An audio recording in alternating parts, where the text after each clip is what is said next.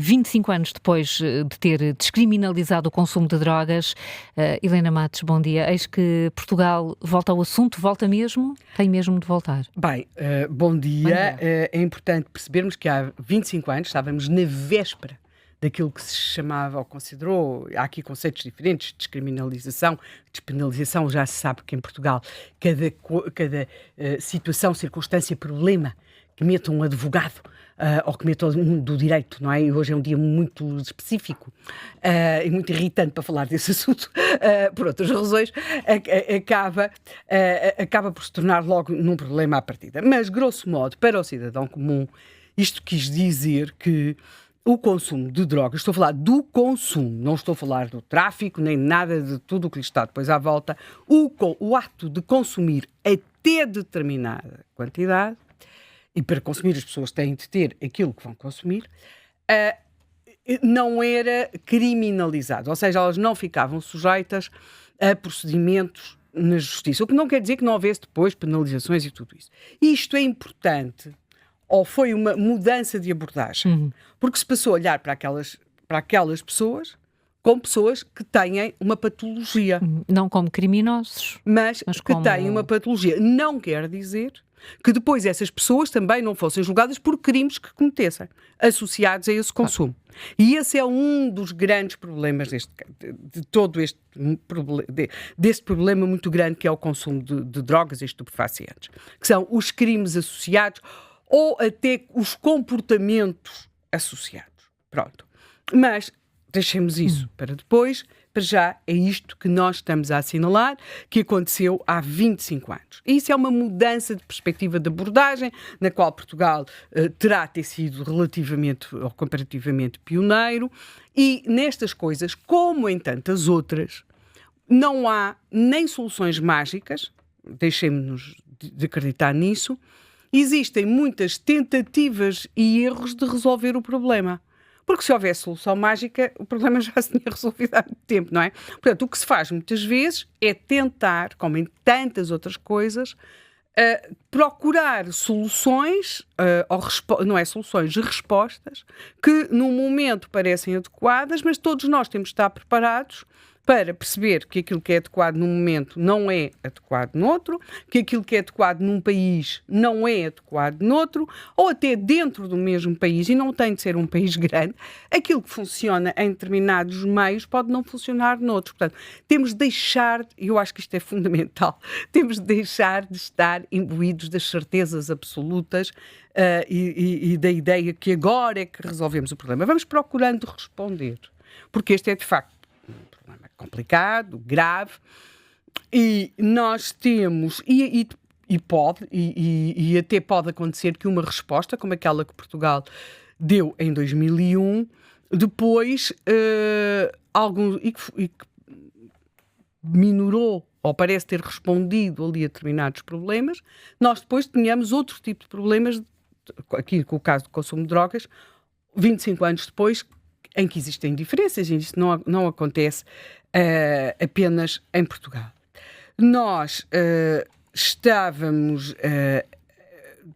na época, estávamos em 2001, estamos muito a falar das gerações do tempo da heroína, não é? Gerações da heroína. Todos nós vimos colegas de liceu, colegas de faculdade a desaparecerem para esse mundo. Às vezes quase uma dúvida, porque é que aconteceu com uns e não aconteceu com outros? É uma dúvida, não se percebe, não é? Todos nós, eu lembro-me de ser particularmente chocante, um dia num parque de estacionamento, que não se chamava parque de estacionamento, era o sítio onde nós punhamos os carros, não era o parque de estacionamento, na Praça de Espanha há uma pessoa aquele tratamento que eles davam às mulheres, assim que já não tinham propriamente 18 nem 20 anos, mas também ainda não eram idosas. Ó doutora! E nisto olhei, era o rapaz mais bonito do liceu, onde eu tinha andado. E que te estava a pedir uma moeda. E que era arrumador. Sim. Não é? Era, sem dúvida, um dos mais bonitos. Já na altura, claro, quando tínhamos frequentado o mesmo liceu, ele tinha andado, era óbvio que estava a consumir. Agora, a questão é que houve outros que também estiveram a consumir e saíram daquilo, não é? Não acabaram naquele parque de estacionamento, e presumo que ele terá morrido não muitos anos depois. Portanto, e nós vimos isso. E, portanto, foi para mim uma coisa particularmente chocante quando no outro dia, ali no centro de Lisboa, na zona da Igreja de São Domingos, na Travessa Nova de São Domingos e outras ruas, a andar, e estamos a falar de ruas. Não estamos a falar das traseiras do que foi o Casal Ventoso. Não estamos a falar daquelas ruas com aqueles becos da mouraria, aquelas esconsos. Não estamos a falar de nada disso. Estamos a falar de uma rua que até teve daquelas intervenções com um lajedo muito bonito, toda ela muito... Teve uma intervenção que a tornou muito fotogénica, por assim dizer. E quando ia andar daqueles dias de sol, em Lisboa, lá ao fundo estava algo que me pareciam ser uns sacos que alguém ali tinha deixado, um lojista. E como eu tenho uma particular embirração com o sistema de recolha de lixos em Lisboa, sobretudo aquela concepção dos lixos que vão para reciclagem, que é óbvio que não cabem naquelas coisas que foram concebidas para eles, comecei a pensar que se calhar era mais um caso desses. E quando me fui aproximando, percebi que não eram pessoas que estavam ali e que não se mexiam. Havia o caso de uma mulher que literalmente não conseguia perceber se estava viva, se estava morta. Provavelmente estava viva porque estava rígida, encostada a uma parede. Quer dizer, portanto, há isto que nós não... de repente, era novamente o reencontro com aquele ó doutora, não é? Só que aqui nem dizem nada. Nós temos, e isso também é importante, hoje mesmo, penso que é hoje, que vai decorrer em Lisboa uma manifestação de cidadãos que residem numa área para a qual está prevista a criação de um centro de acolhimento para sem-abrigo, e há uma reação das populações, tal como...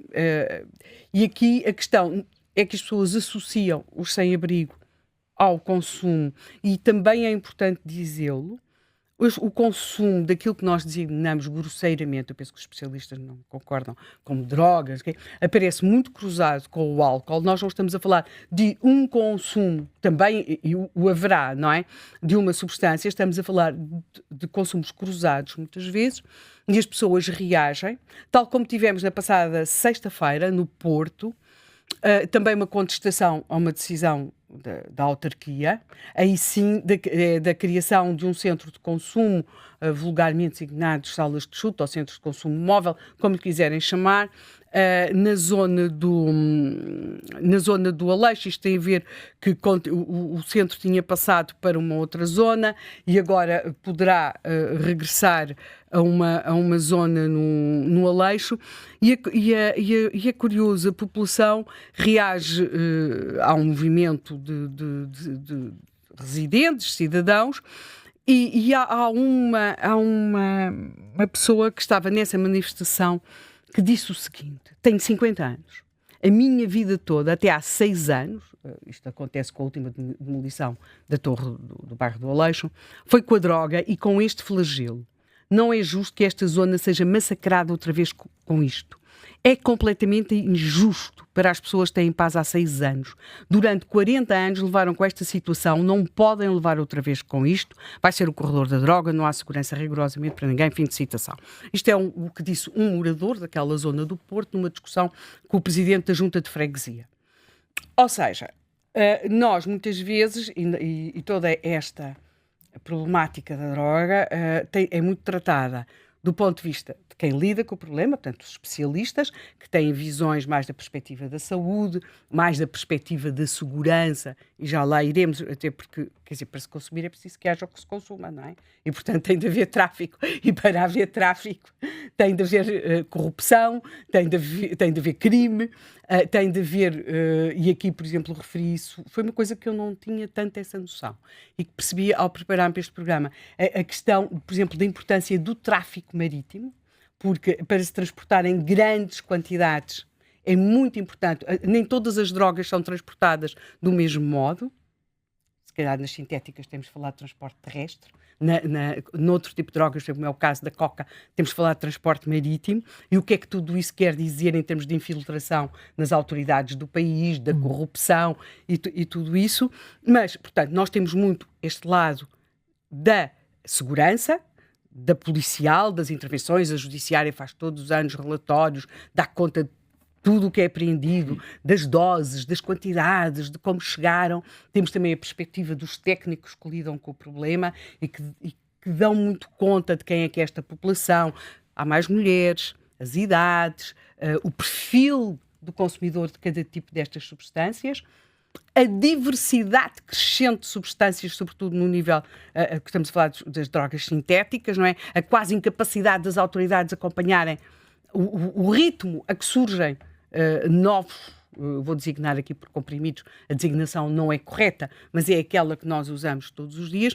E depois temos aqui um outro fator que eu creio que 25 anos depois tem de ser tido em conta, que é a deterioração de alguns ambientes urbanos. Não se ponderou muito nisso.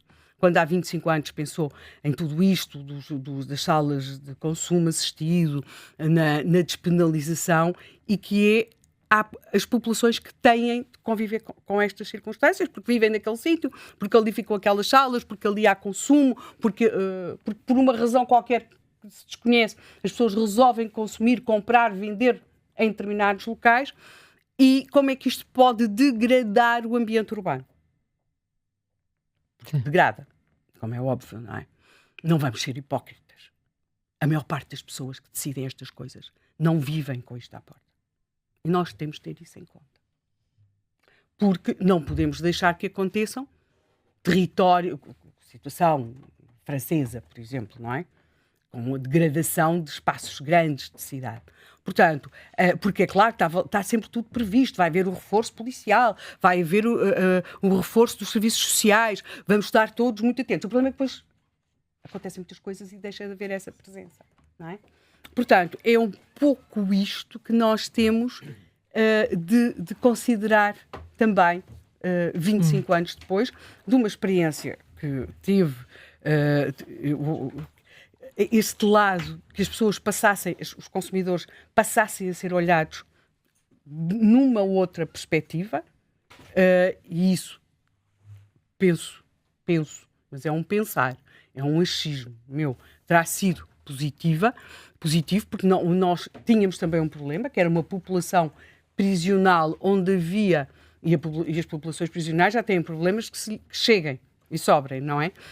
E, portanto, termos entre a população prisional pessoas que estavam detidas por crimes de consumo, os termos são meus, não, relativamente baixo, que se calhar não era a melhor opção, nem para a população prisional, nem para essas pessoas, nem para a sociedade em geral, embora também tenhamos de ter em conta uma outra coisa, que é o consumo de droga em meio prisional. E o consumo de droga em meio prisional é uma realidade que é complicada, porque acontece o consumo de droga, e também por uma outra realidade, que é para que se possa consumir droga em meio prisional, tem de haver pessoas que não são presos, que permitem que essa droga chegue lá dentro.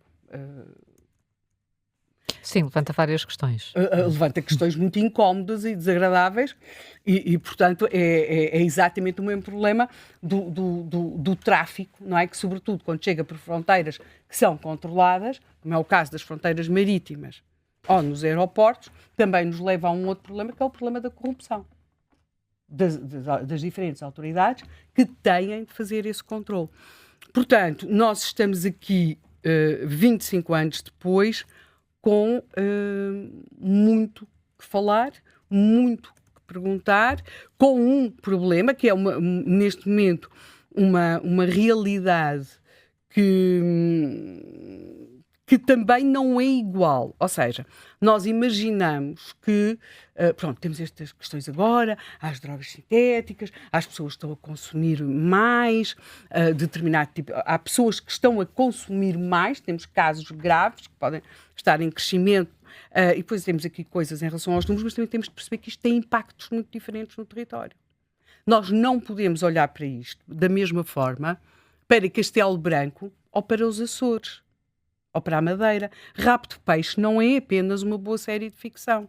É que o impacto, quando nós vamos ver, por exemplo, a cocaína apreendida, nós chegamos a valores para os Açores e para a Madeira que são superiores ao Porto ou a Lisboa ou a Setúbal. Portanto, o impacto que tem para mais a mais num arquipélago ou numa ilha como é a Madeira, de apreensões desta natureza, revela e espelha certamente uma realidade que tem um impacto muito superior na vida daquelas comunidades do que tem numa cidade como Lisboa ou Porto, que tem, pela sua dimensão, capacidade para diluir muito mais os problemas. Portanto, é muito mais complexo. Eu sei que era ótimo, nós ficamos aqui a solução de há 25 anos foi ótima ou foi péssima, toda a coisa. Não, isto é muito complexo e, portanto, é como se fosse um espelho no qual todas as particularidades do país, da sociedade, depois estão ali concentradas.